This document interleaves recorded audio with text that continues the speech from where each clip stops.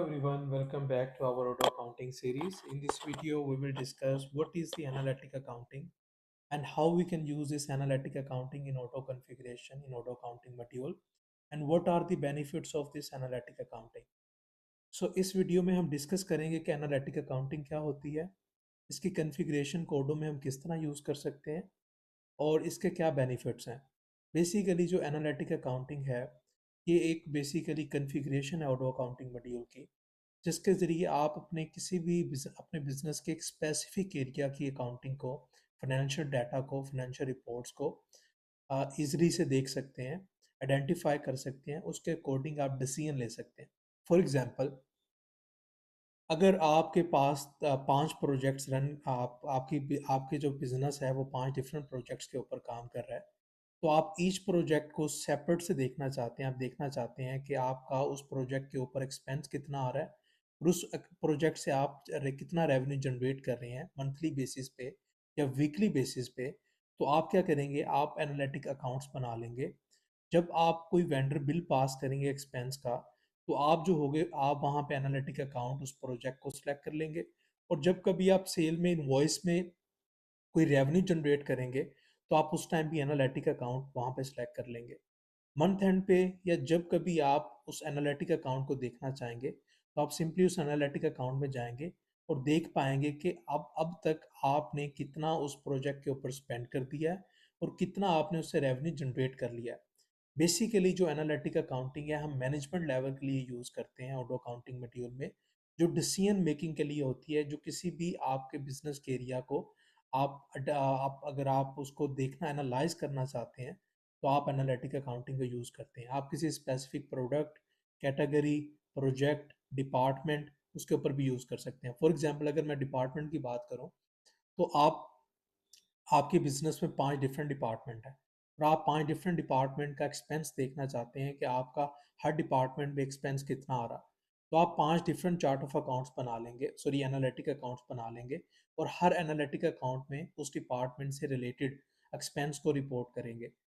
Month and पे या जब कभी आप देखना चाहेंगे, तो आप उस टाइम ईच डिपार्टमेंट के जो एक्सपेंस को सेपरेट से देख पाएंगे कि इस डिपार्टमेंट में, ईच डिपार्टमेंट में कितना एक्सपेंस आ रहा है और उसके अकॉर्डिंग आप डिसीजन ले सकते हैं कि आपने किस डिपार्टमेंट में क्या डिसीजन मेकिंग करनी है और अपने बिजनेस की ग्रोथ को बेहतर करना है। तो इसके जो की फीचर्स हैं, अगर हम यहाँ पे भी देखें प्रेजेंटेशन में, तो track cost and revenues with out impacting general ledger. इसमें जनरल लेजर्स का कोई रोल नहीं होता। आपकी जो आ, दूसरी अकाउंटिंग है वो वैसे ही वर्क करेगी कि एक सेपरेट से एक कन्फिग्रेशन है। जब आप इसको इनेबल कर लोगे, तो आप सेपरेट से एक स्पेसिफिक एरिया को अच्छी तरह से उसकी रिपोर्टिंग को देख पाओगे। ये analyse financial data for specific area like project departments, जो अभी अभी मैंने मेंशन किया। फ्लेक्सिबल कॉस्ट एलोकेशन, आप उसके अकॉर्डिंग डिसीजन कर सकते हैं, कॉस्ट असाइन कर सकते हैं। Business can monitor spending against pre defined budgets. Project profitability analysis, वही जो मैंने अभी डिस्कस किया कि आप इसके ऊपर आप इनकी इस बेसिस के ऊपर एनालिटिक अकाउंटिंग की बेसिस के ऊपर डिसीजन मेकिंग करते हैं। तो अब हम जाते हैं अपने अकाउंटिंग ओडो ईआरपी सिस्टम में और देखते हैं कि हम एनालिटिक अकाउंटिंग को किस तरह इनेबल कर सकते हैं कॉन्फ़िगरेशन को, और किस तरह हम एनालिटिक अकाउंट्स क्रिएट कर सकते हैं अपने अकाउंटिंग सिस्टम में। तो मैं अपने ओडो ईआरपी सिस्टम में जाऊंगा। ईआरपी सिस्टम में यहाँ पे मैं अकाउंटिंग के मॉड्यूल को सर्च करूंगा। अकाउंटिंग के मॉड्यूल में कॉन्फ़िगरेशन सेटिंग्स में आपको ये कॉन्फ़िगरेशन मिलेगी। आपने यहाँ पे सेटिंग्स में आके एनालिटिक अकाउंटिंग को सर्च करना है। अब एनालिटिक अकाउंटिंग को जब आप सर्च करेंगे, तो एनालिटिक्स के सेक्शन में आपको एनालिटिक अकाउंटिंग की कॉन्फ़िगरेशन मिलेगी। मेरे केस में ये ऑलरेडी चेक है, मतलब इनेबल है, मैं इसे यूज़ कर रहा हूँ। अगर आपके सिस्टम में ये इनेबल नहीं है, तो आप सिंपली इसको सर्च करके यहाँ से चेक करें। चेक करने के बाद इसे सेव करें, तो ये कॉन्फ़िगरेशन आपके सिस्टम में इनेबल हो जाएगी। जब आप इसकी कॉन्फ़िगरेशन को इनेबल कर लेंगे, तो उसके बाद आपका नेक्स्ट स्टेप होगा एनालिटिक प्लान्स बनाना, एनालिटिक अकाउंट्स बनाना अपने बिजनेस के वर्कफ्लो के according. So for example, in our case मैं कहता हूँ कि मैंने यूटिलिटीज़ के नाम से मैं अपने बिजनेस की यूटिलिटीज़ को मॉनिटर करना चाहता हूँ। मैं देखना चाहता हूँ कि मैं इलेक्ट्रिसिटी पे कितना स्पेंड कर रहा हूँ, मैं इंटरनेट के बिल पे कितना स्पेंड कर रहा हूँ, मैं गैस के बिल्स पे कितना स्पेंड कर रहा हूँ। तो सबसे पहले हम उसका एक प्लान बनाएंगे। प्लान के बाद हम एनालिटिक अकाउंट्स बनाएंगे और उन एनालिटिक अकाउंट्स को हम एक्सपेंस असाइन करेंगे या अपना से रेवेन्यू असाइन करेंगे इनवॉइसेस से और बिल से। तो इसको हम देखते हैं कॉन्फ़िगरेशन में। अगर आप स्क्रॉल डाउन करेंगे तो एनालिटिक अकाउंटिंग में आपको ये फीचर मिलेगा एनालिटिक प्लान। ये सबसे पहला स्टेप है, क्योंकि जब सबसे पहले आप प्लान बनाएंगे, प्लान के बाद एनालिटिक अकाउंट्स बनेंगे उस प्लान के अंदर। तो क्योंकि मेरा एनालिटिक जो प्लान था वो यूटिलिटीज़ का था, तो यूटिलिटीज़ का ऑलरेडी मेरे सिस्टम में मैंने क्रिएट किया हुआ है। अपनी जो इंग्लिश वीडियो की सीरीज़ है उसके लिए मैंने ऑलरेडी इसको जनरेट किया था। हम इसको देखते हैं। अगर आप न्यू क्रिएट करना चाह रहे हैं, आप सिर्फ न्यू के ऊपर क्लिक करें। यहाँ पे आपने नाम देना है उस एनालिटिक अकाउंट का। यहाँ पे आपने पेरेंट सेलेक्ट करना है अगर ये एनालिटिक अकाउंट किसी का चाइल्ड है तो। मतलब फॉर एग्जांपल ये हमारा डिपार्टमेंट से एक मेन प्लान है, डिपार्टमेंट्स में एक अकाउंटिंग का डिपार्टमेंट जो है उसका सब प्लान है। तो हम इस तरह जो पेरेंट है वो सिलेक्ट कर सकते हैं। यहाँ पे हमारे केस में कोई भी नहीं है तो हम इसको नहीं सिलेक्ट करेंगे। डिफ़ॉल्ट एप्लीकेबिलिटी, आप इस का जो प्लान है जो आप क्रिएट कर रहे हैं इसकी एप्लीकेबिलिटी को अपनी इनवॉइसेस पे, बिल्स पे किस तरह आप इसको आ, मतलब इसकी एप्लीकेबिलिटी चाहते हैं, ऑप्शनल चाहते हैं, मैंडेटरी चाहते हैं, अनअवेलेबल चाहते हैं। अगर अनअवेलेबल करेंगे तो ये वहाँ पे विजिबल नहीं होगा। अगर मैंडेटरी करेंगे तो ये वहाँ पे मतलब कि आपके जो अकाउंटिंग डिस्ट्रीब्यूशन में अवेलेबल होगा। अगर ऑप्शनल करेंगे तो इट्स अप टू यू, ये मतलब कि ऑप्शनल चीज़ वहाँ पे होगी। तो कलर क्या सिलेक्ट करना चाह रहे हैं, कलर आप यहाँ पे सिलेक्ट कर सकते हैं। उसके बाद जो है एप्लीकेबिलिटी, ये इसी का ही आगे मतलब एक्सटेंडेड वर्जन है। इसमें आप अगर स्पेसिफाई करना चाहते हैं, स्पेसिफिक करना चाहते हैं अपने इस प्लान को, तो आप सिलेक्ट कर सकते हैं कि किस डोमेन के अंदर आप ये यूज़ करना चाहते हैं। तो यहाँ पे मल्टीपल डोमेन्स हैं, invoice, vendor bills, expense, purchase order, time sheets, manufacturing orders. For example आप इनवॉइसेस के लिए सिर्फ इसको रखना चाहते हैं तो आप यहाँ पे डोमेन सेलेक्ट कर सकते हैं। अगर आप यहाँ किसी कैटेगरी के लिए स्पेसिफाई करना चाहते हैं तो आप कैटेगरी सेलेक्ट कर सकते हैं। इसके ऊपर इसकी जो एप्लीकेबिलिटी होगी इस डोमेन के ऊपर, इस प्लान की, वो किस तरह होगी वो भी हम यहाँ पे सिलेक्ट कर सकते हैं, ऑप्शनल, मैंडेटरी या अनअवेलेबल। हम मल्टीपल डोमेन्स यहाँ पे सिलेक्ट कर सकते हैं अगर आप अपने प्लान को एक दो सिर्फ डोमेन्स के लिए रखना चाह रहे हैं।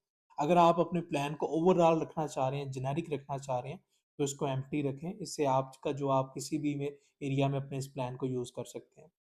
तो प्लान क्रिएट करने के बाद, क्योंकि जो मेरा प्लान जो है वो ऑलरेडी क्रिएटेड था यूटिलिटीज़ के नाम से, अब यूटिलिटीज़ के प्लान क्रिएट करने के बाद आपने कॉन्फ़िगरेशन में जाना है, एनालिटिक अकाउंट्स में जाना है, और एनालिटिक अकाउंट्स में आपने न्यू पे क्लिक करना है।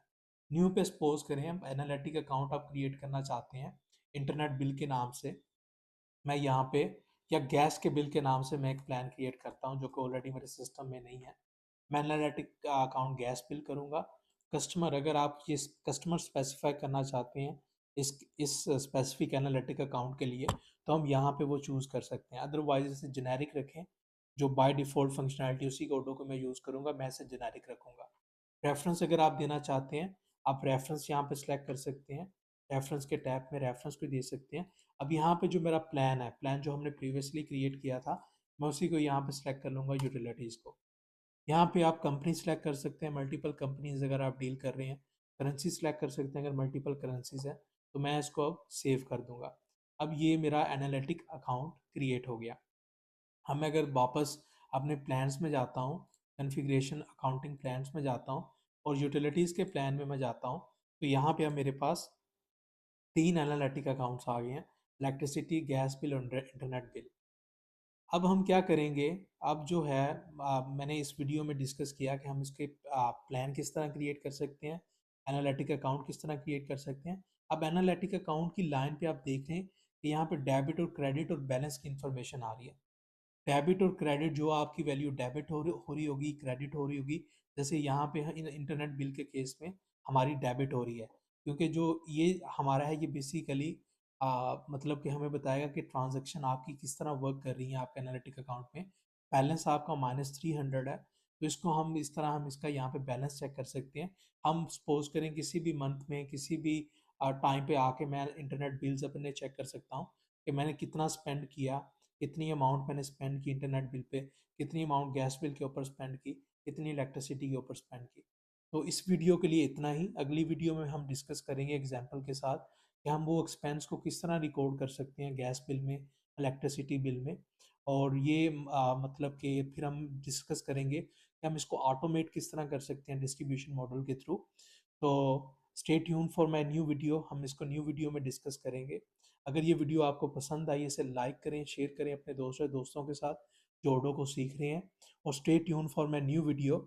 और फॉर उतने तक के लिए अपना ख्याल रखें और have a good one, bye.